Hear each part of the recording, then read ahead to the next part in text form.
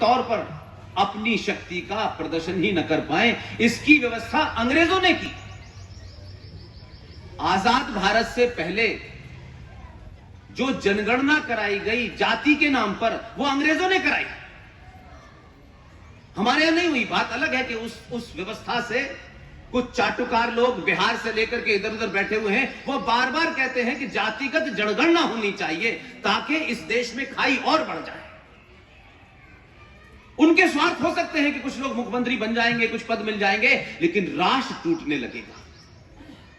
इसलिए क्षणिक फायदे के लिए आप जब कोई काम करते हैं तो आपके परिवार को नुकसान होता है, और एक समाज जब क्षणिक फायदे के लिए सरकारें चुनता है तो राष्ट्र टूटता है। 7 साल पहले हमारे जितने भी साथी हैं, ज्यादातर उसमें मुझसे बड़े हैं, चाहे मेजर जनरल जीडी बख्शी साहब हों, कर्नल आर सिंह साहब हों, ललित अंबरदार साहब हों, सुशील पंडित जी हों, प्रोफेसर कपिल कुमार हों, सबने, किसी ने कोई संगठन नहीं बनाया, कोई ग्रुप नहीं बनाया, सबने यह कहा कि हमको कुछ कंट्रीब्यूट करना है। और पहला नियम यह है कि किसी पार्टी और किसी संगठन का 2 पैसे का संगठन सदस्य नहीं बनना है।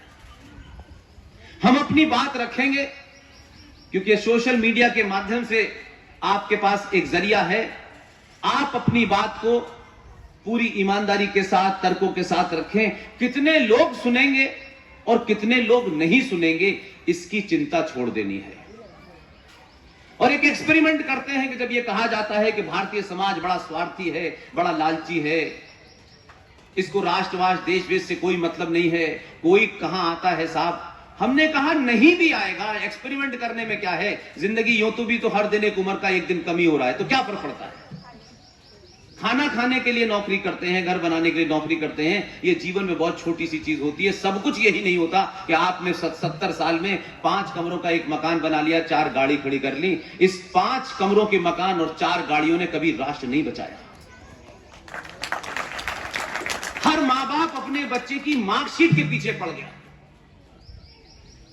इम्तिहान दे के आया, उसके कितने परसेंटेज आए, किस में तुम्हें एडमिशन मिलेगा, किस में तुम्हें अच्छा पैकेज मिलेगा।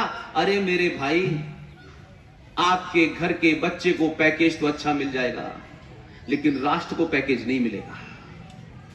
इसलिए कि यह इतिहास बताता है कि जिस राष्ट्रों में अपनी मार्कशीट अच्छी हो, इसकी चिंता हो, उस राष्ट्रों में कहीं एक ऐसी मिसाल नहीं मिलती कि जिन लोगों ने मार्कशीट जिनकी अच्छी होती है वो कभी राष्ट्र नहीं बचा पाते, पूरी जिंदगी नौकरी बचाने में निकल जाती है उनकी, और जिनके पास मार्कशीट ही नहीं होती वो राष्ट्र बचाते हैं। 2014 ने ऐसा साबित किया है।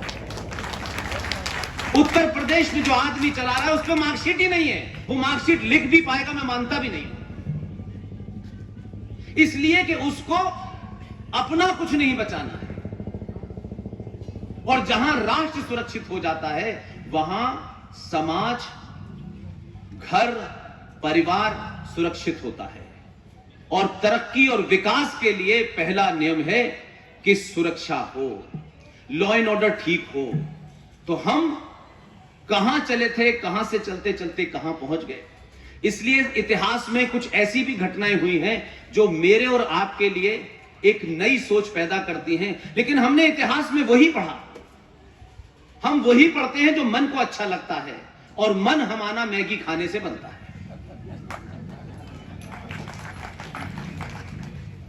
सत्तू खाइए तो कुछ और खाने की आवश्यकता नहीं पड़ेगी। आप 2 मिनट वाली मैगी बच्चों को खिलाएंगे, 2 मिनट के बाद बच्चा फिर कहता है भूख लग रही है, उसे 2 मिनट से ज्यादा कोई बात याद ही नहीं रहती है। यह बदकिस्मती है कि हम फैशन के पीछे भाग रहे हैं, उस व्यवस्था के पीछे भाग रहे हैं जिनके यहां कोई व्यवस्था ही नहीं थी। इसलिए 25 दिन बासी रोटी पर एक खास क्रीम लगा के हम कहते हैं ये पिज्जा बहुत टेस्टी है, लेकिन हमारी मां उस बासी रोटी के ऊपर घी लगा के देती थी, तब भी वो ताजी रहती थी। ये छोटी छोटी बात मैं इसलिए नहीं कह रहा कि हम मूल को भूल गए। मैंने शुरू में कहा कि अगर एक शब्द में दुनिया का सबसे बड़ा सच बताना है तो वो मां है। हमारे संस्कारों में, हमारे साहित्य में यही बताया गया है। आज जब हम जिस संस्कृति से हमारा आमना सामना हो रहा है, हम उससे लड़ने में असमर्थ हैं, उससे लड़ नहीं पा रहे हैं, उससे इनकाउंटर नहीं कर पा रहे हैं, इसलिए कि आपने गलत पढ़ रखा है, आपको सही बातें नहीं पता है, और आप उस आदर्शवाद की उस पराकाष्ठा से बाहर नहीं निकल रहे हैं। जब समाज बहुत आदर्श था, और आज समाज आदर्श नहीं है। आपकी